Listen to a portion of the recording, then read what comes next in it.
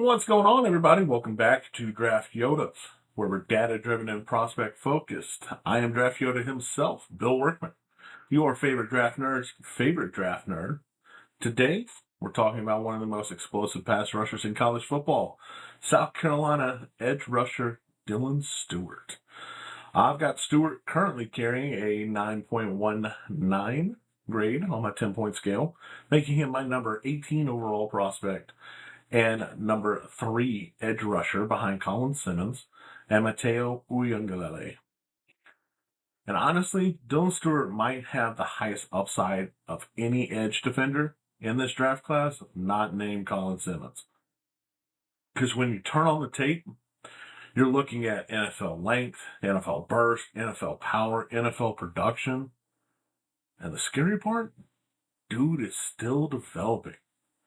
That's not a finished player. This is a future star whose best football is still ahead of him, and hopefully he can develop a little bit in 2026. So we're talking about him as high up as I currently have him. One of the things I love about him is the hype started early with him. He went to Friendship Collegiate Academy in D.C., was used as one of the best defensive prospects in America, consensus 5-star recruit. I believe he was the number 1 edge in the nation. Alabama wanted him, Georgia wanted him. God, I think the list was endless of the places that wanted him, and he chose South Carolina.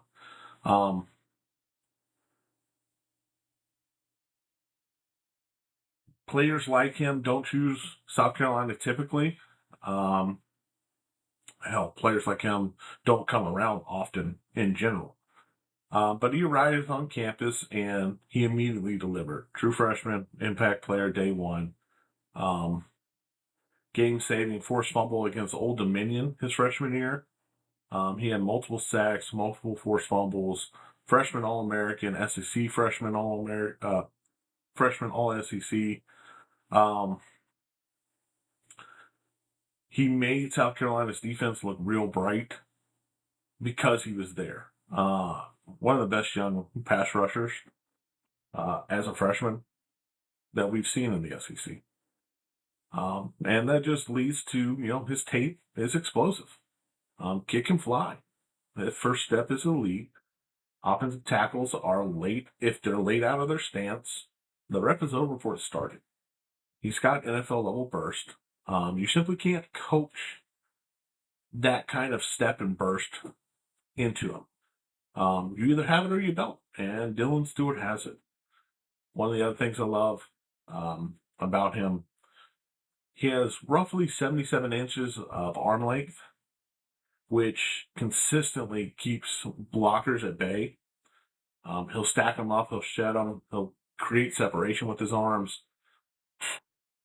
And with long arms, he doesn't get trapped in hand fighting very often. He's quick to disengage, which is really good to see for a young pass rusher.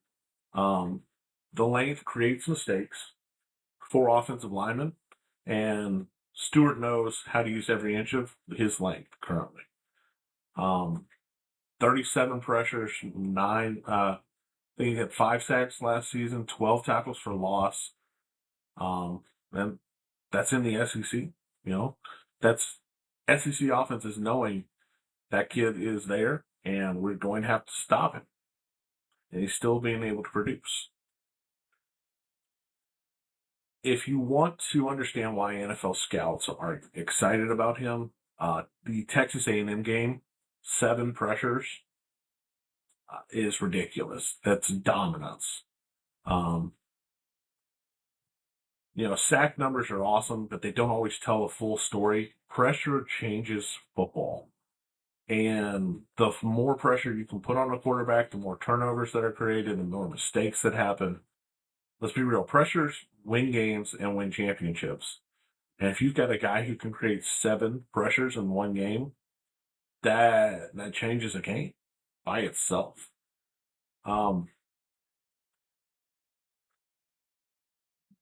What separates him from other people in the pack is a lot of young edge rushers are very one-dimensional.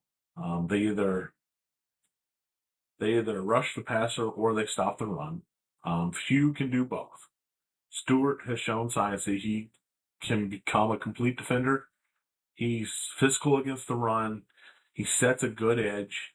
He plays with leverage, and he understands contain responsibilities, which matters.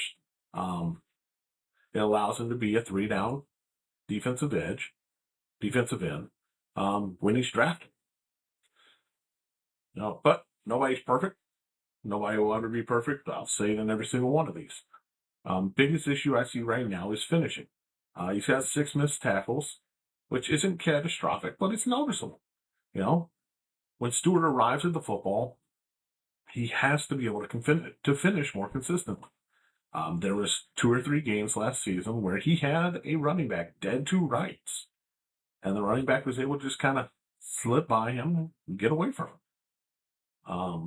Another concern from him is his coverage. South Carolina has asked him to drop into space a few times, and he's not very comfortable with that. He's not used to it, so the awareness isn't there. The movement seems very robotic. It's not natural. And it's very uncommon for him. I don't get why South Carolina is asking him to do it, because it's showing a weakness in his game that doesn't need to be shown. But you showed it, so it's part of the evaluation. Third area, I'd like to see him develop a more complete rush plan. Right now, Stewart wins because he's bigger, longer, stronger, faster than most people. And that's great in college. But eventually, everybody becomes talented. The NFL is full of elite athletes. And the next step is adding counters. He has a counter, but it's a 1-2 punch. And if he doesn't land those 2 punches, he kind of gets eaten up. And he needs to become a little bit more fluid with those 2 moves and others added in. If I know, okay, my first move is he's going to push my right shoulder, and then his second move is to try to do a rip underneath, then I know what you're going to do every time you come at me. A good, I'd say above average offensive lineman will be able to see that and stop it in the NFL.